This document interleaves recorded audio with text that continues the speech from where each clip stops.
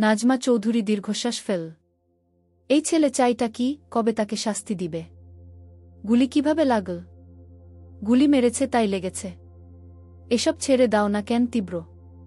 B cos I like it. খাবার খেয়ে নাও। Mood নাই। জানো আজ কি কি রান্না হয়েছে? পরোটা, মাংস কষা, ক্ষীর।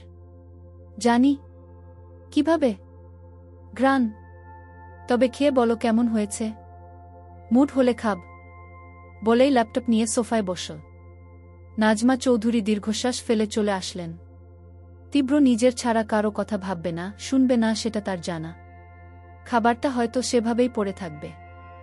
যাকে সহ্য করতে পারে না তার হাতের রান্না খাবে। হাহ, বিলাসিতা। রাত বাজে তখন 2:30টার কাছাকাছি। হৃদি পানি খাওয়ার জন্য গ্লাসটা খালি দেখে নামতে চেয়ে পায়ের ব্যথায় কুকিয়ে উঠল। একটু থেমে ধীরে ধীরে উঠে দরজা খুলে বাইরে এলো। খুঁড়িয়ে খুঁড়িয়ে হেঁটে কিছু দূর যেতেই ভেসে এলো পুরুষালী চেনা কণ্ঠস্বর। এই কণ্ঠ ভালো করেই চিনে হৃদি। ভয়ঙ্কর মানুষটার আওয়াজ শুনে জমে গেল হৃদি। ভয়ে কেঁপে উঠল পুরো শরীর। কাপা কাপা হাতের গ্লাসটা পড়ল ঠিক আঘাত পাওয়া জায়গায়। ব্যথায় টনটন করে উঠল কাটা জায়গা। এক হাতে মুখ চেপে কান্না আটকে ফুপিয়ে উঠল। ওয়েট! ভয়ঙ্কর লোকটার পায়ের ধূপধাপ শব্দ কানে আসতেই তটস্থ হয়ে দাঁড়াল হৃদি। তীব্র এগিয়ে এসে ঠিক হৃদির পিছনে কয়েক ইঞ্চি দূরত্বে থামল। তীক্ষ্ণ দৃষ্টিতে তাকিয়ে দেখল কম্পিত শরীর। এলোমেলো চুল ছড়িয়ে আছে পিঠ ছাড়িয়ে হাঁটু বরাবর। তীব্র পিছে এসে দাঁড়াতেই ভেসে এলো পুরুষালী গন্ধ। কম্পিত শরীর আরও কেঁপে উঠল। ভয়ে নড়চড় করার মতো শক্তি নেই। এদিকে তীব্র ধীর কদমে হৃদির সামনে এসে দাঁড়াল। কিন্তু হৃদি মাথা নিচু করে দাঁড়িয়ে রইল। আঘাত পাওয়া জায়গা থেকে আবারও আঘাত লাগা, রক্ত চুইয়ে চুইয়ে পড়ছে। তীব্র হৃদিকে আপাদমস্তক দেখে গম্ভীর কণ্ঠে বলল, আপনার রান্না আমার পছন্দ হয়েছে, কিন্তু আজকের পর আপনার রান্নাঘরে প্রবেশ নিষিদ্ধ। আমি এক কথা দুবার বলতে পছন্দ করি না, যদি দুবার বলতে হয় তো। আগে আরও কিছু বলার আগেই ঠিক প্রথম দিনের মতোই জ্ঞান হারিয়ে পড়ল তীব্রর বুক বরাবর। তীব্রর আগে হাত মুষ্টিবদ্ধ করে চুলের গোছা চেপে ধরে হৃদির মুখ বরাবর তাকাল তীব্র। রাগে হিসিয়ে বলল, আমার কথা শেষ হওয়ার আগেই কেন আপনাকে জ্ঞান হারাতে হবে? তীব্র চৌধুরী অধেক কথায় থেমে যাওয়া পছন্দ করে না। জ্ঞানহীন অবস্থায় যা বলব সেটা যদি সজ্ঞান অবস্থায় করেন তবে ভুগতে হবে। পরে দোষ দিতে পারবেন না। তীব্র চৌধুরী এক কথা দুবার রিপিট করে না। কথাটুকু শেষ করে চুলের মুঠি আরও শক্ত করে ধরে আরও একটু কাছাকাছি এসে বলল, খবরদার, আজকের পর আমার থেকে দূরত্ব বজায় রেখে চলবেন। এরপর আমার আশেপাশে ও যদি আপনার অস্তিত্বের ছিটেফোঁটাও পায় তবে সেদিনই হবে শেষ দিন। একটু থেমে তীব্র আবারও বলল, আপনার উডাউডির শেষ দিন। তীব্র চৌধুরীর শিকলে বাধা যেহেতু পড়েছেন, মৃত্যুর পরও রেহাই নেই। এদিকে জ্ঞানহীন হৃদিতা এসবের কিছুই জানো। শুনল না তীব্রর ঠান্ডা হুমকি। যে শুনলই না সে তীব্রর হুমকি, সে কিভাবে নিজেকে বাঁচাবে? আর তীব্র সে তো এক কথা দুবার বলতে পছন্দ করে না। পশ্চিম আকাশে সূর্য অস্ত যাচ্ছে ধীরে ধীরে। গোধূলির আকাশ সিঁদুর রাঙা হয়ে আছে। গর্জে ওঠা সাগরের উত্তাল ঢেউ আর শঙ্খচিলের চিউ চিউ গলা ফাটানো আওয়াজ ভেসে আসছে ক্ষণে ক্ষণে। খানিক বাদে বাদে এলোমেলো বাতাসে বালু আস্তরিত সাগর কোল ভিজে যাচ্ছে ছলাৎ ছলাৎ ঢেউয়ের পানিতে। মাঝে মধ্যে সেই পানি পাড় ছাপিয়ে এসে আছড়ে পড়ছে মোমের মতো ফর্সা দুপায়ে। পায়ের সাথে সাথে চিকচিকে বালুতে ভরে যাচ্ছে সুন্দর কারুকাজ করা রূপলি নুপুর জোড়া। অনুসাগরের কোল ঘেঁষে নরম বালুতে দক্ষি আকারে বসে খুঁটিয়ে খুঁটিয়ে হাত দিয়ে ভেজা নুপুরটা নাড়াচাড়া করছে সেই কখন থেকে। এতক্ষণ একাই বসেছিল, তবে একটু আগেই ওর পাশ ঘেঁষে বসে পড়ে প্রত্যয়। হাতে দুটো বাবল টিয়ের জার। একটা বাবল টিতে স্ট্রো ঢুকিয়ে অনুর দিকে এগিয়ে দিতে দিতে প্রত্যয় বলে, এখানকার বাবল টি অনেক ফেমাস, টেস্ট ইট। অনু হাত বাড়িয়ে সেটা গ্রহণ করে নিঃশব্দে একটা সিপ নেয়। আসলেই মজার চাটা, কিন্তু এত বড় জারে চাকে খায় ভাবছে অরু। নিস্তব্ধতা কাটিয়ে প্রত্যয় বলল, এবার বলুন, হঠাৎ করে এই অধমের তলব কেন করলেন? তার আগে আপনি বলুন, এত দূরে কেন নিয়ে এলেন? আমি তো স্রেফ হসপিটালের সামনে ওয়েট করতে বলেছিলাম। অনুর জবাবে প্রত্যয় হেসে বলে, আপনি কি করে ভাবলেন যে শুধুমাত্র দেখা করেই আমি ক্ষান্ত হব? প্রত্যয়ের কথার জবাবে অনু একটু ব্যথাতুর হেসে বলল, আমার জীবনটা সামনে থেকে দেখতে যতটা সহজ আর সাবলীল মনে হয় ততটাও সহজ নয় প্রত্যয় সাহেব। হুটহাট ডেটে যাওয়া, ঘুরে বেড়ানো, দুশ্চিন্তামুক্ত হয়ে একাকী সময় কাটানো কোনোটাই আমার দ্বারা সম্ভব নয়। আপনি হয়তো আরও একটা জিনিস জানেন না, আমি আন্ডার গ্রাজুয়েট। ইন্টারমিডিয়েটের পর আর পড়াশোনা করা হয়ে ওঠেনি আমার। এগুলো আমাকে কেন বলছেন? অনু রোবটের মতো জবাব দেয়। আমি নিজেও জানি না আপনাকে কেন এসব বললাম, শুধু মনে হলো বলা উচিত। প্রত্যয় সাগরের দিকে দৃষ্টিপাত করে বলল, তার মানে আপনি বুঝতে পারেন আমি আপনার জন্য কি ফিল করি, তাই তো? অনু জবাব দিল না, বরং আগের ন্যায় মাথাটা এলিয়ে দিল দুহাটুর উপর, অহেতুক তাকিয়ে রইল অন্যদিকে। তখনই কানে এসে পৌঁছালো প্রত্যয়ের ডিপ ভয়েস।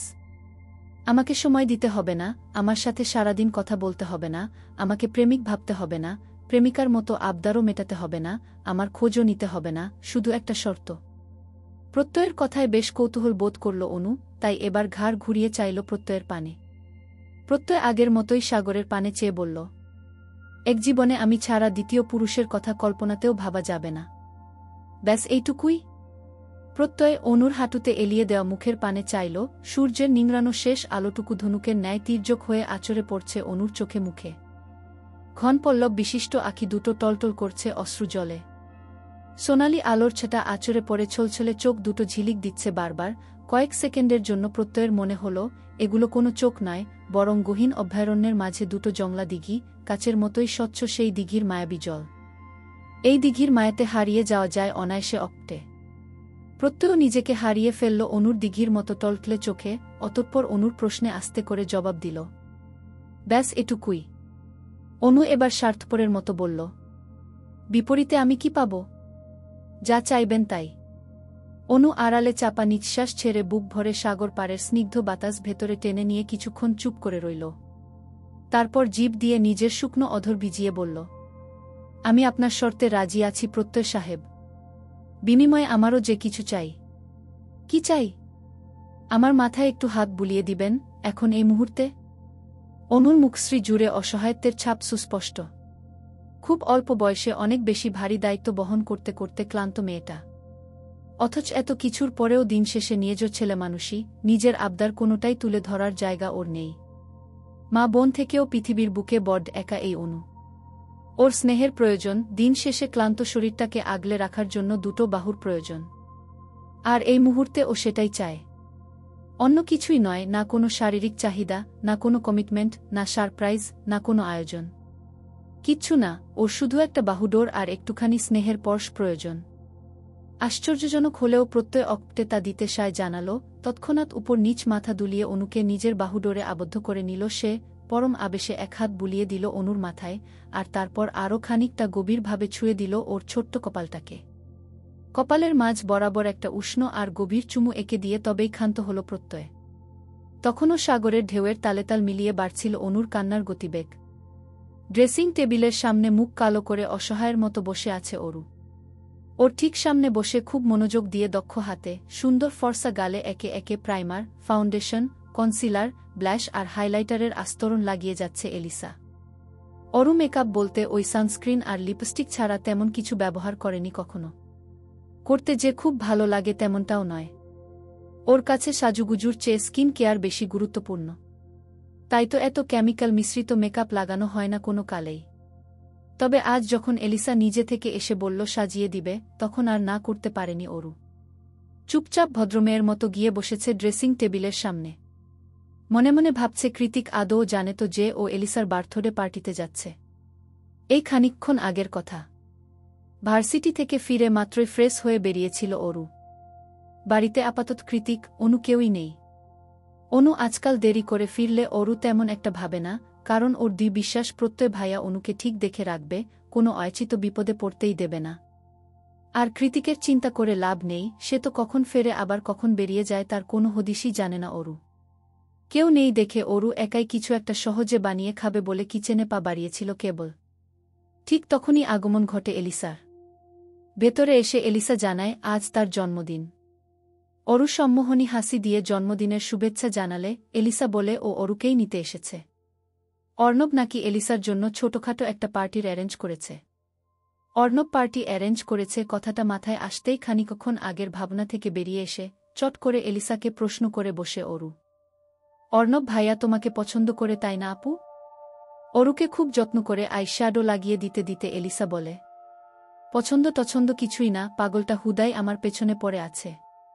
পছন্দ করে দেখেই পিছনে পড়ে আছে আপু, আর তাছাড়া তোমার মতো সুন্দরী মেয়েকে কে না পছন্দ করে? তুমি আমার থেকে কোনো অংশে কম নও অরু, বরং অনেকটা বেশি। তুমি ন্যাচারাল বিউটি, আর আমি তো সবসময় মেকআপে ঢেকে থাকি। তাছাড়া তোমার চুল দেখেই তোমার স্বামী তোমার প্রেমে পড়ে যাবে, আম ড্যাম সিওর। অরু লাজুক হেসে বলে। আফসোস কেউ পড়ল না।